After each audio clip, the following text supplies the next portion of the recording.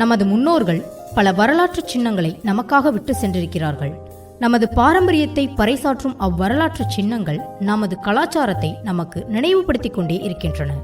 தமிழகத்தில் உள்ள குகை கோயில்கள், கல்வெட்டுகள் அனைத்தும் ஏதோ ஒரு வகையில் தமிழர்களின் பெருமையை பறைசாற்றி கொண்டுதான் இருக்கின்றன. இந்த பாரம்பரிய வரலாற்று சின்னங்களை பற்றியதான பதிவுகளை நமது மண்வாசம் இதழில் தொடர்ந்து பகிர்ந்து கொண்டு வருகிறார் வளர்ச்சிக்கான சுற்றுலா ஆர்வலர் திரு KP பாரதி.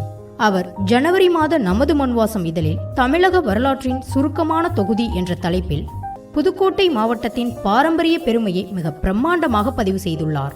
புதுக்கோட்டை மாவட்டம் தமிழக வரலாற்றின் அரும் பொருட்காட்சி கூடமாக விளங்குகிறது. இம்மாவட்டத்திற்கு பல தனி சிறப்புகள் உண்டு.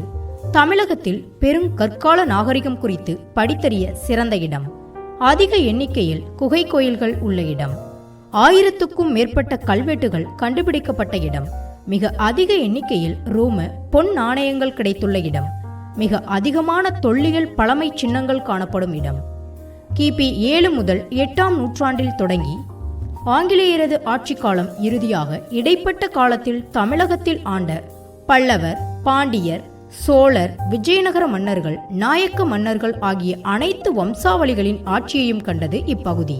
இத்தகைய சரித்திர தொன்மை தனித்துவ புதுக்கோட்டை மாவட்டத்தில் சமுதாய மரபு மற்றும் சுற்றுலா சுயாட்சியை வளரச் செய்யும் உயரிய நோக்கத்தில் புதுக்கோட்டை மாவட்ட உலக பாரம்பரிய விழாவின் நிறைவு நாள் நிகழ்வுகளை இந்திய தொல்லியல் துறை, அழகப்பா பல்கலைக்கழகம், திருமயம் வயலக கூட்டமைப்பு குழுவினரும் இணைந்து கடந்த 25/11/2021 திருமயம் கோட்டையின் ஒரு பகுதியாகிய விஷ்ணு குடைவரை கோவிலின் வசந்த மண்டபத்தில் நடத்தினர்.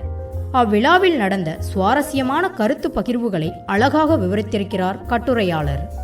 இவை எல்லாவற்றுக்கும் மேலாக தமிழகத்திலேயே அதிக அளவில் இந்திய தொல்லியல் துறையில் பாதுகாக்கப்படும் 107 வரலாற்று சிறப்புமிக்க இடங்களை தன்னகத்தே கொண்ட பெருமை புதுக்கோட்டை மாவட்டத்திற்கு உண்டு. புதுக்கோட்டையின் பாரம்பரியத்தை பற்றி மேலும் தெரிந்து கொள்ள ஜனவரி மாத நமது மண்வாசம் இதழை படியுங்கள்.